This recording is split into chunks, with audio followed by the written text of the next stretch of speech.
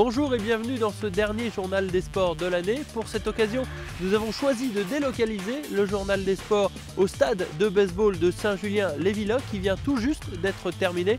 Dans un instant, nous en parlerons avec les acteurs du baseball Senseo troyen, les Espadons, avec notamment le président Thierry Fauconne. En attendant, je vous propose de regarder ce qui vous attend dans ce journal des sports. Au programme du JT Sport de ce soir, du football avec le derby entre les Stacks et le Stade de Reims disputé vendredi soir, du handball avec le duel de bas de tableau entre le HBCSC et Florange, et puis enfin nous terminerons ce journal par le cross de l'Ars disputé dimanche après-midi.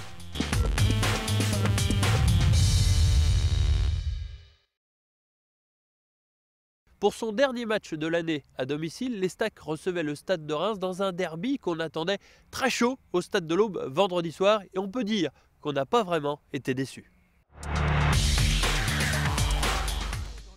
C'est Gaëtan Tinet qui donna le coup d'envoi de ce derby entre Troyes et Reims, une rencontre bien lancée par les Aubois, motivés à l'idée de finir la saison à domicile sur une victoire.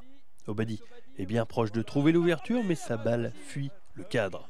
Reims, de son côté, n'est pas mal non plus avec ce pénalty oublié par Monsieur Duhamel sur cette faute évidente de Blondel sur Guilas. Un match qui sera marqué avant la demi-heure de jeu par la blessure foudroyante d'Olivier Blondel. Touché au psoas, le gardien troyen devra laisser sa place à son suppléant Johan Thuram-Mulien. Une doublure qui sera rapidement sollicitée puisque Guilas, à la limite du hors-jeu, le lobera, mais la tentative du Rémois sera bien trop enlevée. Suite à l'alerte reçue en première mi-temps, Troyes s'échinera à produire du jeu et à ne pas reculer sur le terrain. Ils seront de surcroît aidés par l'expulsion logique de Fontaine suite à cette semelle sur Thiago. De son côté, Marcos se démultipliera en obtenant un bon nombre d'occasions. Le meilleur buteur troyen sera tout de même récompensé à la 82e minute sur ce centre d'Enzaï Emissi. Agassa cafouille le ballon, Marcos surgit et pousse la balle au fond des filets. 1-0 pour le club troyen et 6e but pour le Brésilien. Dans les derniers instants, les joueurs de Jean-Marc Furlan essaieront bien de prendre le large au score, mais ils gâcheront une nouvelle fois devant le but. Mais l'essentiel est bien là, les Stacks s'imposent et restent invincibles à domicile cette saison. J'aurais bien souhaité qu'on marque un deuxième but pour être plus tranquille. Mais c'est vrai, c'est une grosse satisfaction à plein de points de vue parce que ça nous permet de relancer notre championnat. Victoire compliquée face à une belle équipe de Reims. On savait que c'était une bonne équipe, qu'ils avaient une belle attaque. Et aujourd'hui, on a eu un terrain très difficile pour les deux équipes. Mais on a été plus solide et on a réussi à marquer ce but en fin de match. Reims a plié une nouvelle fois lors de ce déplacement au Stade de l'Aube. Les Marnais sont à la recherche de leur première victoire dans notre département depuis 1973. Les Stacks qui se repositionnent à la 8e place grâce à cette victoire contre le second, Reims, qui ne perd pas de terrain car Clermont a aussi perdu contre Boulogne samedi.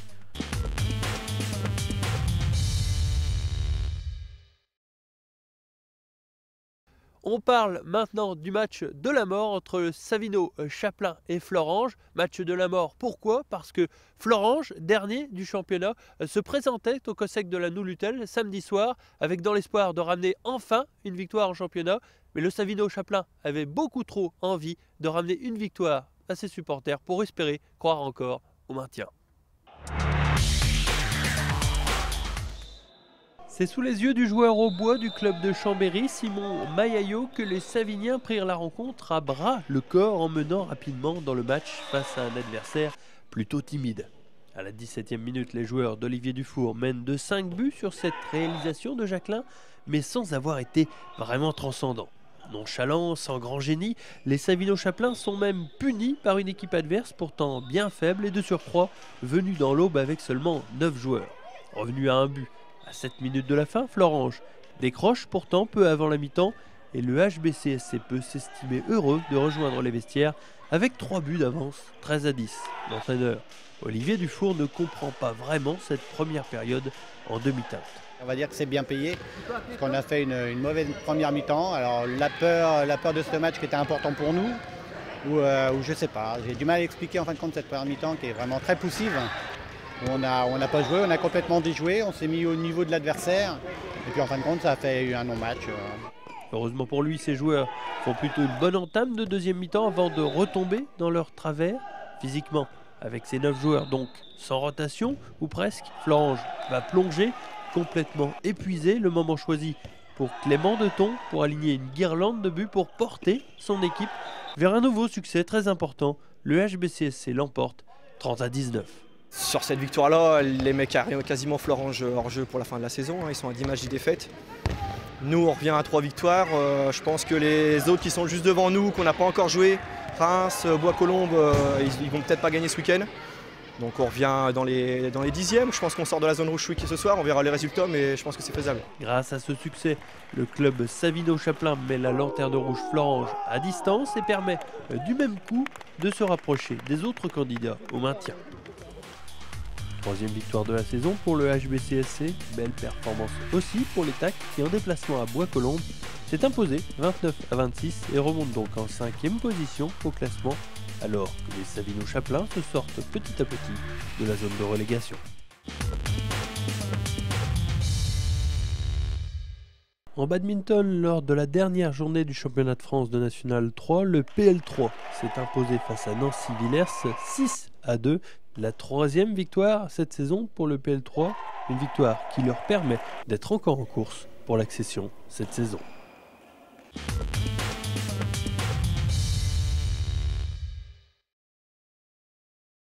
C'était la dernière épreuve de l'année aussi en cross-country avec le cross de Sainte-Savine organisé à la Noulutel. Évidemment, tout le monde voyait Greg Zieba, le tossiste, vainqueur. Évidemment, la concurrence ne l'entendait pas ainsi. Reportage. Un cross de Sainte-Savine parti sur des bases extrêmement rapides puisque c'est Julien Fourier du TOS qui prend la course en main et ce, dès le deuxième tour. Pendant 2 tours de circuit, le tossiste va s'acharner à mener un train d'enfer pour faciliter la vie de ses coéquipiers. Je me suis dit, oui, autant faire l'effort devant, je savais que je ne pouvais pas jouer la gagne, donc si je fais l'effort devant, c'est pas Greg et Alex qui ramèneront, je savais que c'était la concurrence, Olivier sur Anthony. Fourier décroché, c'est Schneider de Lussac qui prend en main la course en menant dans son sillage Zieba du TOS ainsi que Doria d'Aix-en-Othe accompagné par le ribocortain Olivier Moret. La technique avec Grégory c'était de suivre et de voir dans le dernier tour si on était tous les deux là pour faire bis repetita par rapport à la corrida Noël, finir tous les deux. Un quatuor qui est donc le même jusqu'au dernier tour puisque Bourgeois et Fourier ont décroché depuis longtemps. Alors qu'il reste 400 mètres, Zieba enclenche la vitesse supérieure sur la piste d'athlétisme en emmenant un sprint très rapide. Seul Doria, son compère au sein du TOS Triathlon, réussit à le suivre et c'est main dans la main qu'il termine ce dernier cross de l'année. La course n'allait jamais gagner, mais à partir du moment où on rentrait sur la piste en tête, c'est pratiquement course gagnée parce que celui qui doit doubler, il doit prendre l'extérieur pour doubler, après il suffit de gérer. Une année 2011 qui était celle de Zieba dans les crosses puisqu'il s'est successivement imposé à Saint-Lié, Romilly et Charmont. Seul le cross du TOS lui a échappé cette saison. À 29 ans, Florence Vandeval a déjà une carrière bien remplie derrière elle. Après avoir longtemps pratiqué la natation puis le triathlon, notamment à Poissy en Division 1, Florence Vandeval a décidé de s'adonner complètement à sa nouvelle passion, le cross-country, où elle domine évidemment tous ses adversaires. Très jeune, Florence Vandeval avait eu beaucoup de mal à choisir son sport avant de se diriger finalement vers la natation. 10 ans de nage pour enchaîner ensuite sur un passage réussi au triathlon dans l'équipe de Poissy. J'ai fait 4e du championnat de France, 9e d'une Coupe d'Europe, on avait fait championne de France par équipe avec Poissy. Donc non, j'avais atteint un niveau qui était quand même sympathique où on commence à se faire bien plaisir. Aujourd'hui, la tossiste a décidé de réorienter sa carrière en abandonnant sa discipline de prédilection pour se consacrer entièrement à la course à pied. Vie professionnelle et enfants ne faisant pas bon ménage avec un entraînement intensif, Florence Vandeval s'est tournée donc avec bonheur vers le cross qui l'a vue sacrée championne de l'Aube l'an dernier à Bailleul. Elle envisage maintenant de faire des chronos intéressants et pourquoi pas de monter sur un marathon. Descendre mon chrono de 10 km, j'aimerais bien descendre sous les 37 minutes. C'est des petits objectifs quoi, mais voilà, il faut y aller progressivement. Et puis l'objectif aussi, un objectif c'est de faire un marathon. Sans ambition particulière, le finir, voir ce que ça peut donner, mais pas de gros rêves quoi. Florence est aujourd'hui incontournable dans le monde de la course à pied à Troyes, et pourtant ce fut loin d'être le cas les saisons précédentes lorsqu'elle était encore triathlète. Depuis, on va dire, une petite année maintenant, elle a vraiment sportivement explosé sur le plan course à pied, au moins au niveau local, voire régional, voire interrégional. J'en veux sa performance qu'elle a réalisée au semi-marathon de Reims il y a quelques semaines. Avec son m°77, elle aurait pu envisager une toute autre carrière il y a 10 ans lorsqu'elle fut sacrée Miss Aube. Des estrades au podium, il n'y a qu'un pas. C'était juste, j'étais en première, en classe de première, et c'était juste entre guillemets un jeu, un délire comme ça, quoi. Puis finalement j'ai été élue, donc pas de chance ou chance, je sais pas. Mais non, aucune ambition dans cette direction. J'ai fait quelques défilés, quelques salons du mariage à Troyes. Voilà, c'est une période de ma vie que je regrette pas, mais voilà, c'est assez loin maintenant, hein. Attendez-vous à la voir encore longtemps sur les pistes ou les chemins boueux. Florence Vandeval n'a pas encore 30 ans et de belles breloques à accrocher autour de son cou.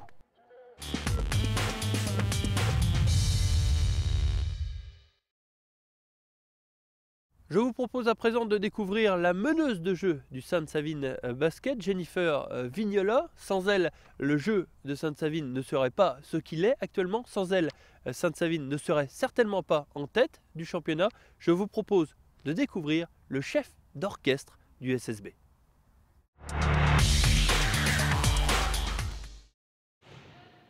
Si Sainte-Savine est actuellement en tête de son championnat de National 2, c'est que Jennifer Vignola n'y est pas totalement étrangère. Arrivée depuis le début de la saison, la meneuse du SSB a depuis fait son trou en apportant son expérience piochée au fil de ses nombreux clubs visités. À force de bouger, de changer de club, je m'adapte très rapidement. Donc là, je crois que Sainte-Savine, c'est mon 7e ou mon 8e club. Donc l'adaptation se fait très rapidement. Après, sur un point de vue individuel, c'est pas trop ça encore. J'ai pas toutes mes marques, mais au point de vue collectif, oui, il n'y a pas de problème. Les systèmes, c'est pas un souci, quoi. Ce qui a plu à Jennifer Vignola en arrivant au club, c'est tout d'abord son ambition, celle de monter à l'étage supérieur, mais aussi son ambiance familiale. Je m'entends un peu avec tout le monde, beaucoup avec les étrangères. On habite juste à côté, donc c'est peut-être par rapport à ça aussi. Autrement, tout le monde est sympa, l'équipe est bien, bonne ambiance, très bon état d'esprit, rien à dire. Déjà pourvu en scoreuse avec le Soudar ou les deux Slovaques, Shabadova et Pavlendova, le coach savinien Ludovic Le Tenay ne demande pas à Jennifer Vignola beaucoup de paniers marqués. C'est un autre rôle que la Marseillaise a dû endosser. Jennifer, c'est vraiment déjà une assise défensive. On ne lui demande pas forcément beaucoup de scoring, mais surtout du leadership. C'est-à-dire être capable de mener l'équipe, ce que je lui dis dans les moments difficiles. Je pense qu'il faut qu'on se repose sur des joueuses cadres. Et je pense qu'elle a la mentalité à la fois pour avoir les mots nécessaires à remonter les joueuses, mais surtout les actes sur le terrain. Je veux dire, quand elle décide de prendre effectivement son adversaire direct tout terrain et l'empêcher d'organiser le jeu de l'équipe adverse, ça mobilise tout le monde et ça reconcentre tout le monde. Assez perfectionniste, la meneuse n'est aujourd'hui pas totalement satisfaite de son apport personnel. Pourtant, sur un plan collectif, une grosse partie du contrat a été remplie avec cette première place acquise à la trêve hivernale. Au niveau sportif, on est dans les clous, donc on est dans les objectifs. Première place à la trêve. Donc c'est parfait, que du positif jusque-là. Sainte-Savine a beau avoir une puissance de feu sous les panneaux hors du commun, sans une meneuse organisatrice et patronne du jeu, cela ne servira à rien. Si le SSB est en tête de son championnat aujourd'hui, Jennifer Vignola y est effectivement réellement pour quelque chose. Fortune diverse pour le basket au bois avec la qualification du BCSA en Coupe de France pour le tour suivant, avec cette victoire face à Bagnolet 81 à 56. Le SSB, de son côté, s'est incliné en déplacement à Sénart 86 à 78.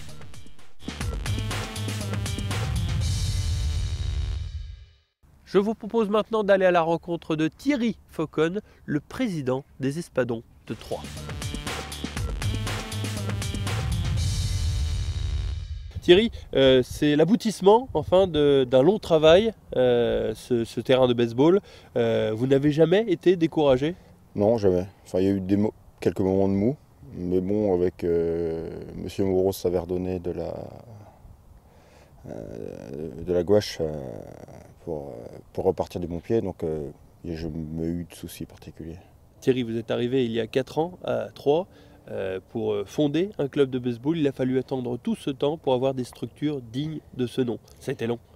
Je dirais long, oui et non. Vous regardez le club de Sénart qui évolue en élite. Le dossier de construction de leur terrain a commencé il y a 15 ans. Donc on peut dire que notre dossier de construction du terrain qui a débuté il y a un peu plus de 2 ans a été relativement rapide. Thierry, combien a coûté le terrain de baseball de Saint-Julien? Donc le terrain a coûté 73 000 €. Est-ce que c'est cher? Écoutez, je dirais, pour le citoyen lambda, ça peut paraître cher, mais au vu des installations qui ont été mises en place, on peut dire que c'est quand même relativement abordable par rapport à d'autres constructions en cours sur le territoire français.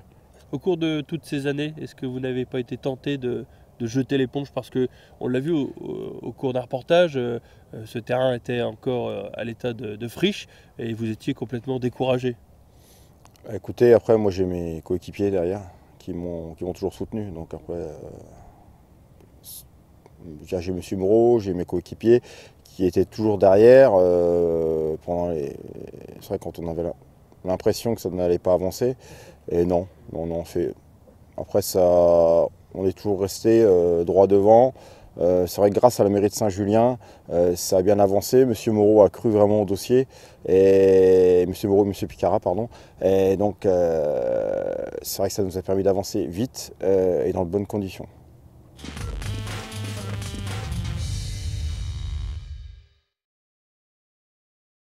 En compagnie de Marc Moreau, le maire adjoint chargé des sports de la ville de Saint-Julien-les-Villas.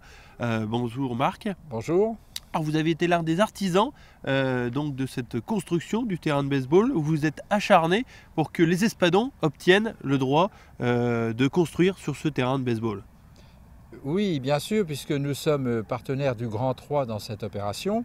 Le Grand 3 qui, je le rappelle, a financé, et nous avons mis à disposition les terrains que nous avions de disponibles dans la perspective de la réorganisation du stade de la Burie, mais nous en avons été aussi bien sûr le maître d'œuvre.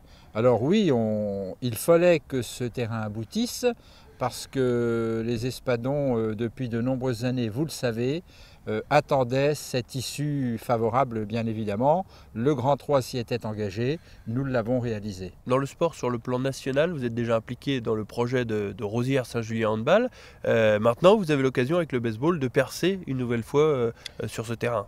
Oui, c'était notre volonté, c'était ma volonté d'avoir de l'événementiel pour stimuler, pour encourager, pour soutenir les associations et les dirigeants entreprenants. On a la chance sur Troyes et dans l'agglo et dans le département d'avoir des dirigeants sportifs entreprenants qui se mobilisent, qui s'engagent et qui vont chercher des résultats, même si les résultats ne sont pas toujours ma priorité. Moi, j'attache beaucoup d'importance sur l'éducatif, sur la formation que représente une activité sportive pour nos jeunes et nos moins jeunes d'ailleurs. La première question que l'on se pose, c'est quand est-ce que les Espadons vont jouer sur ce fameux terrain? Réponse avec le vice-président Cyril Denouveau. Cyril, les compétitions sportives vont donc pouvoir reprendre au baseball. À partir de quand? Alors on débute la saison début mars, voilà, et puis on est heureux de pouvoir accueillir enfin nos équipes sur notre vrai terrain. Voilà. À quel niveau va évoluer l'équipe 1 de baseball des Espadons de Troyes? Alors pour cette année, on est encore en championnat Grand Est, d'accord. Donc c'est un championnat qui se déroule sur tout l'Est de la France. Et notre but à court terme, c'est vraiment d'évoluer, monter déjà d'ici 2 ans, je pense, en National 2, ce serait l'idéal, voire un petit peu plus haut par la suite. C'est l'occasion aussi de faire jouer les jeunes, puis les féminines, puisqu'il y a une équipe de softball, la version féminine du baseball. Tout à fait, c'est une version mixte. Et donc on a pu installer sur cette grande surface un terrain spécifique à cette discipline, où on joue généralement, où notre équipe mixte est engagée cette année sur un championnat Grand Est également, en balle rapide. Voilà, ce journal des sports spécial baseball est terminé. Je vous donne rendez-vous en 2012 pour une année très sportive. Encore merci et très bonne fête à vous.